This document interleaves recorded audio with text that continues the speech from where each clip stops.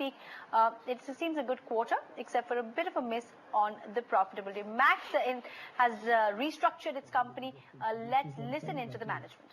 That will be interesting. Can we start with yourself, please? Yeah, I'm Nisha Khan.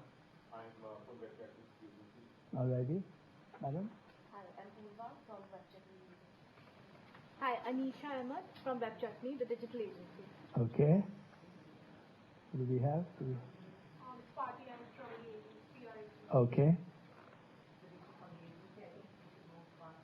Hi, Dr. Barua from CNBC. All right. Okay, I know you.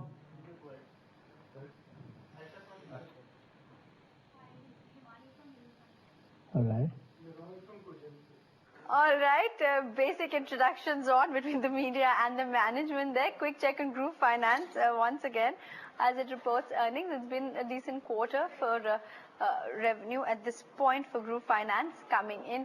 We're watching out for HUL now, 20% uptick coming in profit numbers, 1.5% higher for Group Finance at this point. But let's talk about numbers that have disappointed. Zee Entertainment, lots of bullish brokerage bets. Will they get reworked as the numbers have disappointed a tad bit? Hiral's here to tell us what has worked and what has not for Zee Entertainment.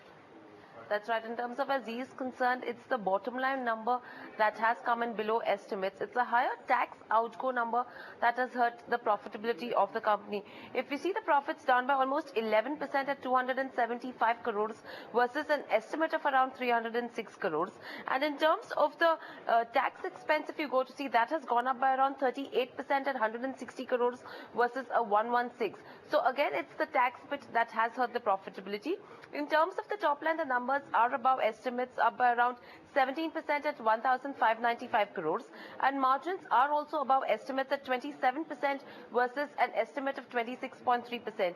If you see in terms of where the ad revenue growth is concerned, very much in line with estimates at close to 27%. Subscription revenues as well in line with estimates, up by around 17%. The domestic revenues have gone up by around 21%, whereas the international subscription revenues have gone up marginally by around 2.3%. So again, it's the international business as well, which is a slight bit of concern in terms of where Zee is concerned. The other sales and service business is also down by around 25% at 131 crores. And the sports business again is a surprise here. We were expecting a loss of around 20 crores, wherein that number has come at lower at 15 crores. Right. Hiral, thanks for that. Max India has completed three-way demerger. Aniljeet Singh, as we understand, steps down as chairman of Max Life. Let's head across to the press conference. Their own research, their own sectoral preferences. Not everybody is sector agnostic, and so on and so forth. And as the world has become more complex and complicated, we find that many investors prefer some sectors or are arranged to address some sectors better than others. So we expect that by creating these three platforms, we should have a increased level of investor interest from different parts of the world, or vertical-wise. Second, I think it goes without saying that de facto, we have now become the first life insurance company to be listed. This is something that the investing world was always looking for.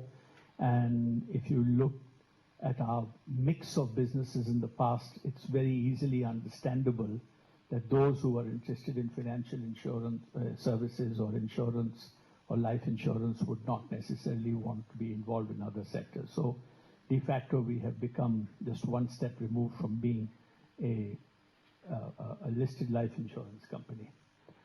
The middle vertical, so the three verticals, as you know, are called Max Financial Services, which is the whole core of Max Life. The second one. All right, that's Aniljeet Singh talking about the demerger and how the company now stands, becomes the first listed insurance company as well. Something that we'll watch out for valuations as HDFC Life also makes its way in. That's the stock falling in trade at this point. Check on Group Finance once again. We've got the NPA numbers now out for Group